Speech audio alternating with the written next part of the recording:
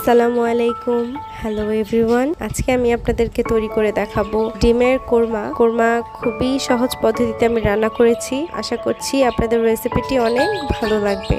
ডিমের কোরমা রান্না করার জন্য প্রথমেই আমি একটা কড়াইতে ভালোভাবে তেল গরম করে নিচ্ছি। এখানে আমি নিয়েছি 13টা ডিম। তাতে দিয়ে দিচ্ছি লবণ আর মরিচের গুঁড়ো। লবণ মরিচের গুঁড়ো দিয়ে ভালোভাবে মিক্স করে আমি এক এক করে ডিমগুলোকে ভেজে নিব। ডিমগুলোকে ওভারকুক করা যাবে না, খুবই হালকা করে ভাজতে হবে। আর কড়াইতে তেলটা ভালোভাবে গরম হয়ে যাওয়ার পরেই ডিমগুলোকে অ্যাড করবেন, তা না হলে লেগে যেতে পারে। ডিমগুলোকে উল্টে পাল্টে মিডিয়াম আঁচে আমি ব্রাউন কালার করে ভেজে নিয়েছি। এখন এক এক করে তুলে নিচ্ছি।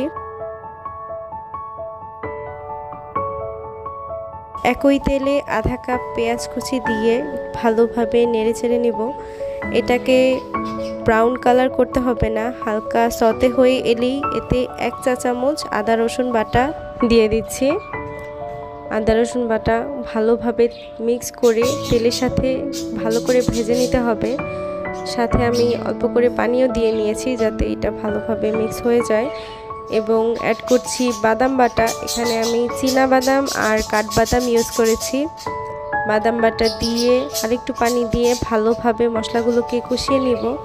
তারপরে আমি অ্যাড করছি ধনিয়া গুঁড়ো। এখানে আধা চা চামচ ধনিয়া গুঁড়ো দিয়েছি, আধা চা চামচ জিরে গুঁড়ো। গুঁড়ো মশলাগুলো সব অ্যাড হয়ে গেলে এখন আমি দিয়ে দিব গরম মশলা।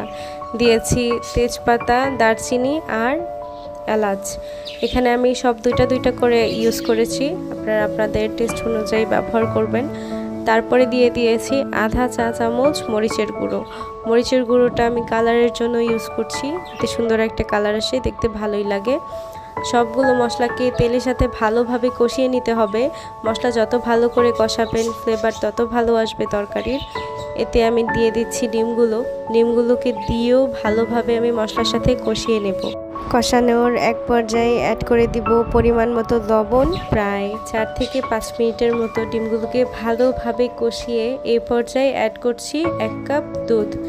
লিকুইড মিল্ক ইউজ করেছি, আপনারা চাইলে গুঁড়ো দুধও ব্যবহার করতে পারেন। ডিমের কোরমার মেন পয়েন্ট হচ্ছে মিল্কটা দিলে ডিমের কোরমাটা অনেক ক্রিমি হয়, খেতেও ভালো লাগে।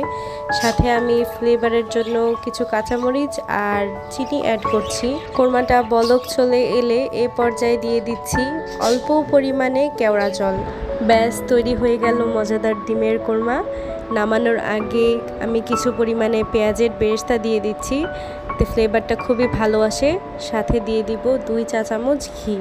ঘিটা দিলে ডিমের কোরমার রিচ একটা ফ্লেভার আসে, যা দারুণ লাগে খেতে।